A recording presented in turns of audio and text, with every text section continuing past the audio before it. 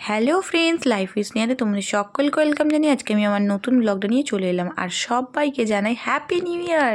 বছরের লাস্ট দিন থেকে বরের কাছে বায়না করছি যে বছরের ফার্স্ট দিন কোথাও একটা ঘুরতে যাব। অনেক কিছু অপশান দিলাম, সব অপশান ক্যান্সেল হলো। ক্যান্সেল করবার পর এখন চলে এলাম কোনো কাজ ছাড়াই শ্রীরামপুর প্ল্যাটফর্মে। শ্রীরামপুর প্ল্যাটফর্মে নেবে আমরা প্রথমেই একটু শীতকাল, একটু শরীরে এনার্জি আনার জন্য চা আর বিস্কুট খেয়ে নিলাম।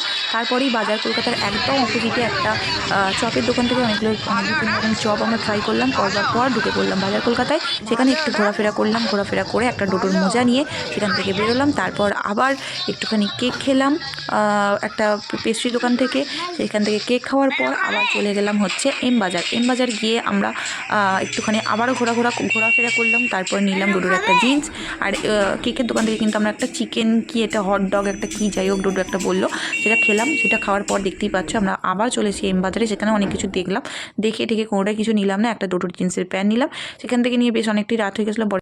আজ আমি মাথায় নিয়ে গেছিলাম যে কিছু কিনবো না, শুধুমাত্র খাবো, এটা সেটা খাবো, মানে ভারী কিছু না, হালকা কিছু খাবো, হালকা অনেক কিছু খাবো। তো যাই হোক, অনেক কিছু খাওয়া হয়েছে। আবার ইচ্ছে ছিল আমার একটু মোমো খাবো। তো যাই হোক, আজকে গন্ধরাজ মোমো ট্রাই করার ইচ্ছে ছিল। আমাদের শ্রীরামপুরের বান্টির মোমো তোমরা অনেকেই হয়তো জানবে, তো সেখান থেকে ট্রাই করার ইচ্ছে ছিল। তো বর বলে দেরি হবে, তো বাড়ি মোমো না খাইয়ে বাড়ি নিয়ে আসবে শুনে আমার মাথা হয়ে গেছিলো খারাপ। আর তখন একটুখানি রাগ করেছিলাম। তারপর মোমো নিয়ে বাড়ি এসে কিন্তু মোমো আর আমার খাওয়া হলো না। রুটি তরকারি খেয়েই দিনটা শেষ করলাম।